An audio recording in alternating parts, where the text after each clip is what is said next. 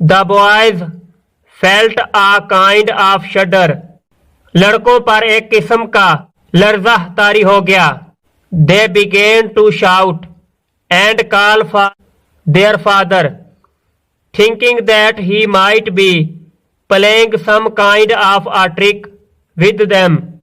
उन्होंने चीखना शुरू कर दिया और अपने बाप को पुकारने लगे, ये सोचते हुए कि शायद वो उनके साथ कोई चाल चल रहा हो। When, however, he did not appear for quite some time, they really felt frightened and began to cry bitterly. तहम जब वो काफी देर तक नहीं जाहिर हुआ तो वो सचमुच डर गए और ज़ारो कतार चीखने लगे। Then the clever Mirchu said, "Do not worry, boys. I know the way home." तब होशियार मिर्चू ने कहा, लड़कों फिक्र ना करो, मैं घर का रास्ता जानता हूं।